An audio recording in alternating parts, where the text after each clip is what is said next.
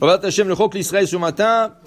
Berachot 43b. Tanu Rabbanan. Shisha dvarim gnai lo letamid chacham. Il y a 6 choses que quelqu'un qui étudie la Torah ne devrait pas faire. Al yetzek shum vusam la chouk. Il ne faut pas qu'il sorte parfumé dans le chouk. Okay? Val yetzek yechidi balayla. Il ne faut pas qu'il sorte seul la nuit. Val yetzek bimenalim amtullaim. Il ne faut pas qu'il sorte avec des souliers qui sont déchirés. Ve'al yesaper imisha bashouk. Il ne faut pas qu'il se mette dans le chouk parler à une femme. Ve'al yesef bachabura shel amei haaretz. Il ne faut pas qu'il s'assoie avec des gens des ignorants qui font rien, s'asseoir prendre un café avec eux. Ve'al yikanes bachrona lebet hamidrash. Et qui ne rentre pas en dernier dans la maison d'études. Ve'yesh omerim. Il y en a qui disent aflo yafsia pesia gasa. Il ne faut pas qu'il marche avec des grands pas. Ve'al yelech bekoma skufa. Il ne faut pas qu'il marche avec la tête haute. Alors la Gemara explique un par un. Al yetzek shum vusam la chouk. Amar Rabbi Abba bered Rabbi Chia bar Abba amar Rabbi Chonan bemakom shechashudim amishkav zachour. Il ne faut pas qu'il sort parfumé. Rachid dit pourquoi? À l'époque du Talmud, les gens qui se parfumaient, pas tout le monde se parfumait, mais les gens qui se parfumaient, malheureusement, c'était des hommes qui voulaient attirer des hommes, pas des femmes. Alors, c'était interdit de se parfumer. Aujourd'hui, les choses ont changé. Aujourd'hui, ceux qui se parfument, ils veulent attirer des femmes, pas des hommes. Ok, ça a devenu mieux, mais c'est pas tout à fait bien non plus. Okay? Alors, pour dire, si tu veux te parfumer, il faut que tu saches, toi, personne ne peut te dire, mais il faut que tu saches, toi, personnellement, pourquoi tu te parfumes. Est-ce que tu te parfumes parce que tu te sens bien avec ça?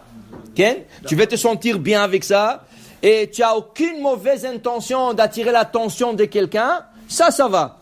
Mais si tu te parfumes pour attirer l'attention de quelqu'un, surtout l'autre type de personne, ça veut dire un homme qui veut attirer une femme, ou le contraire, une femme qui met toute la bouteille de parfum pour attirer des hommes, ça c'est complètement interdit et ça ne devrait pas se faire. Maintenant, le déodorant, on n'en parle pas. Le déodorant, c'est une mitzvah.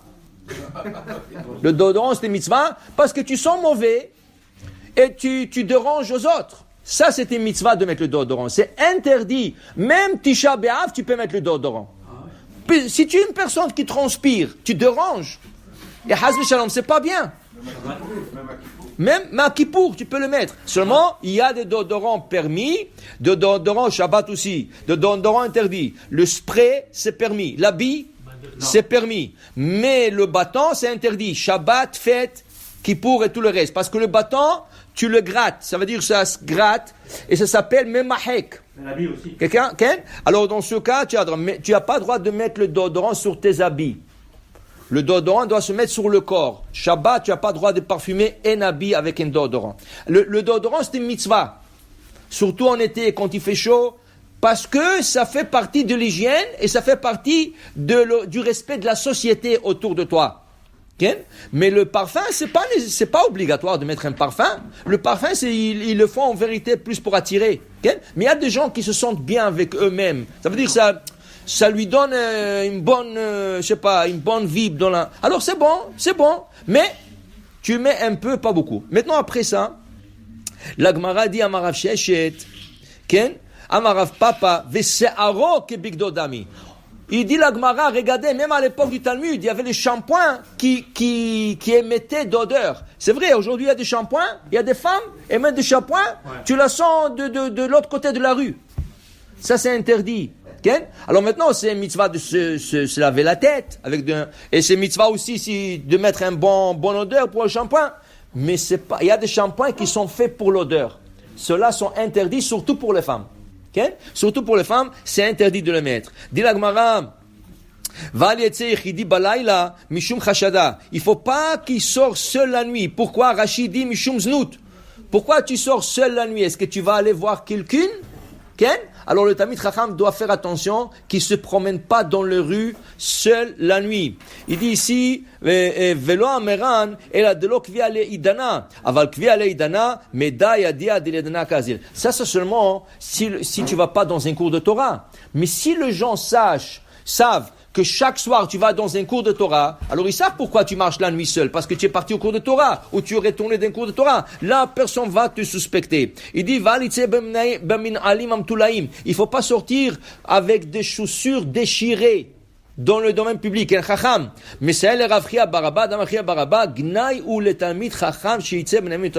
La Gemara dit comme ça, que si tu as peu d'argent, tu t'achètes des souliers, pas des habits. Le soulier, c'est plus important que l'habit. Pourquoi? Au niveau kabbalistique, la terre a été maudite. On est obligé de avoir une séparation entre notre corps et la terre. Et la séparation, c'est le soulier. Parce qu'Hachem a dit à Adam, Arura à Adama bavurecha. Cette terre qui a désobéi, qu'est-ce qu'elle a fait la terre? Pourquoi la terre a été maudite? Parce que Dieu lui a dit à la terre, tu vas me sortir un arbre qui est fruitier. Ça veut dire que le tronc est fruitier. Pas seulement qu'il a des fruits, qu'on peut manger même le tronc.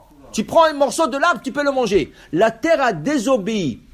Elle a sorti des arbres qui donnent des fruits. Mais l'arbre lui-même, c'est un morceau de bois qui est mangeable. Et regardez ça. Si elle aurait fait la volonté de Dieu, qu'est-ce qui serait arrivé? Le seul arbre qu'elle a sorti fruitier, ça veut dire que l'arbre lui-même est fruitier, c'était l'arbre de la connaissance. Et c'est pour ça que Chava a été attirée par cet arbre. Parce que l'arbre et le fruit étaient mangeables. Tous les autres arbres, des centaines, des milliers d'arbres qu'il y avait dans cette époque, le jour de la création, le troisième jour de la création, étaient des arbres en bois qui sortaient des fruits. C'est pour ça qu'elle a été tentée. Alors Dieu, il a dit, je ne vais pas la punir tout de suite. Il n'a pas puni la terre tout de suite. Je vais attendre. Quand Adam a fauté, Hachem a puni la terre. Qu'est-ce qu'il lui a dit à la terre? Tu es maudite. Alors maintenant, l'homme ne peut pas piétiner sur terre. Alors qu'est-ce qu'il a besoin de faire? Se séparer par une séparation. La séparation sur le soulier. Alors tu mets des souliers. C'est pour ça qu'on dit qu'il est interdit de marcher pieds nus. Même chez toi à la maison, tu ne marches pas pieds nus. Ken? Alors de chaussettes. Même à la plage. Non, la plage, c'est pas la terre. La plage, c'est le sable. C'est pas la terre, c'est pas la même chose. La terre, quand on parle de la terre, c'est la terre là. Mais le sable, c'est permis. Le sable, c'est permis. Tu peux marcher pieds nus sur le sable. Pas Shabbat. Pas Shabbat. Pas Shabbat, mais tu peux marcher. Alors pour dire, oui, c'est ça. Shabbat, tu marches pas sur la plage. Maintenant, il dit ici, alors les souliers, quand ils sont déchirés, pas en bas, même si le soulier te représente sur terre. Alors c'est pas bon d'avoir des souliers qui sont déchirés. La Gemara dit, mais à l'époque du Talmud, ils réparaient les souliers. Ça veut dire qu'ils mettaient des patchs sur des trous. Et les gens n'avaient pas de moyens. Il dit oui, un patch est permis, mais deux patchs, un sur l'autre, c'est déjà trop. Alors là, quand on dit il ne faut pas marcher avec des souliers déchirés, ça veut dire qu'il a mis déjà un patch et maintenant c'est déchiré, il veut mettre un autre patch sur le patch. Pour un Talmid Chacham, c'est pas bon. Ça veut dire, dans d'autres mots, il doit représenter la Torah. Il ne faut pas que le Talmid Chacham se met à se parler avec une femme dans le chouk. Il y a une femme et tu commences à lui parler dans le chouk. Ah, comment ça va, tes enfants et tout ça? Bonjour, comment ça va? Poup!